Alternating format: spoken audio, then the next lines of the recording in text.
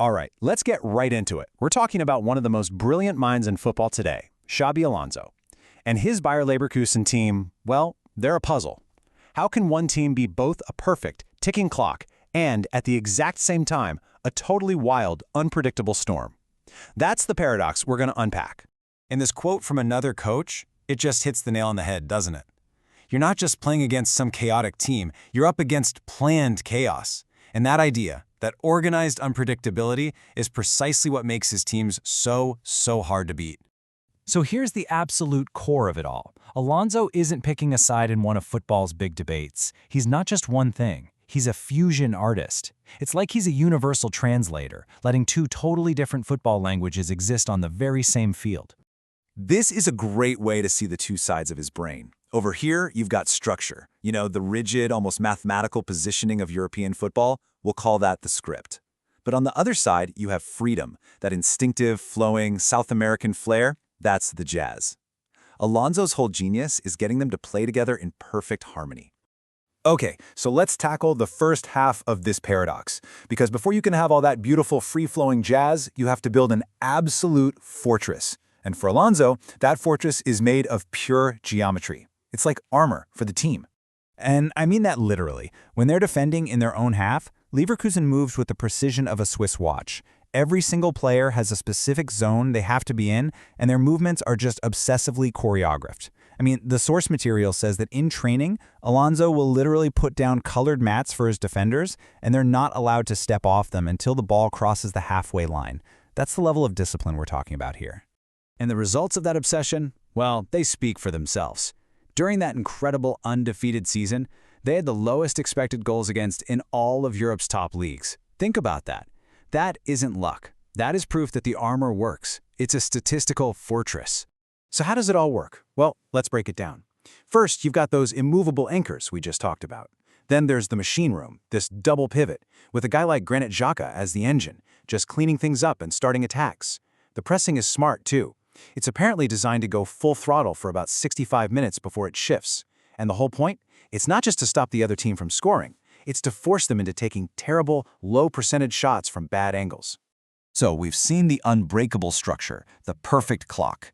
But that's only half the story, right? Now, let's get to the fun part. Let's look at what happens when Alonso lets his players off the leash. Let's talk about freedom. This is where the magic really kicks in. The second that Leverkusen wins the ball and gets past the other team's first line of pressure, that rigid clockwork system just dissolves. It becomes fluid, it becomes liquid, it becomes unpredictable. This is what you'd call conditional freedom. It's not just chaos for 90 minutes. It's freedom that's earned and then unleashed at the perfect time. Okay, check this out. This is a classic example of that freedom in action, the asymmetrical overload. First, you have the bait. Their star player, Florian Wirtz, drifts all the way over to the left side, creating a big cluster of players. Then comes the trap. The defense sees this and gets sucked over to deal with the danger. And then, the switch. The ball gets fired all the way to the other side of the field, where the wingback, Jeremy Frimpong, has an enormous empty highway to just explode into. And yeah, this stuff looks cool, but does it actually work? Oh, it works. The data is incredible. AI models show that running this exact play increases their chances of winning that attack by 12%.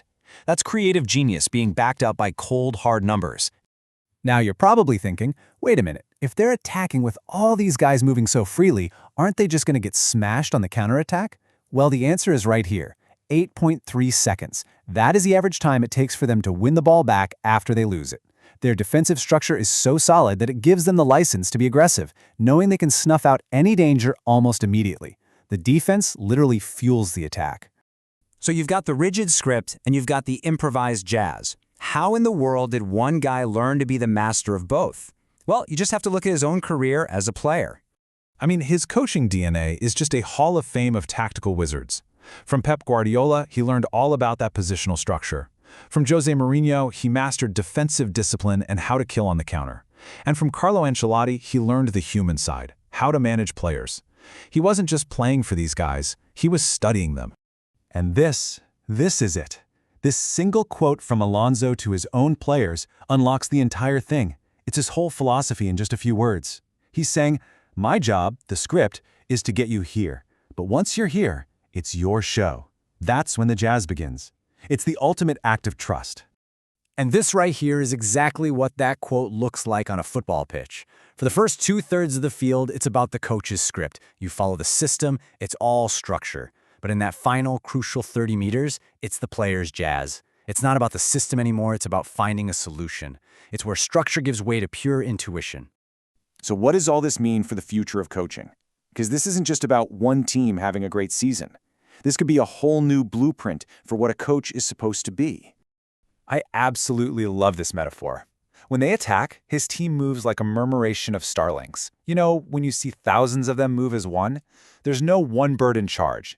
Each one is just following a few simple rules of interaction with its neighbors. And the result is this breathtaking, complex, and totally unpredictable dance. That's Leverkusen in attack. So, at the end of the day, the Alonso blueprint really redefines what a coach does. The job is no longer to be a puppeteer, dictating every single move. It's to be an architect, to build a framework so strong and so stable that creativity and freedom can absolutely thrive inside of it. And that leaves us with this one last really fascinating question to think about. Maybe the future of coaching, the next level of genius, isn't about creating the one perfect system that controls everything. Maybe, just maybe, as Xabi Alonso is showing us, it's about knowing the precise moment to let that system just fade away and let the players take over.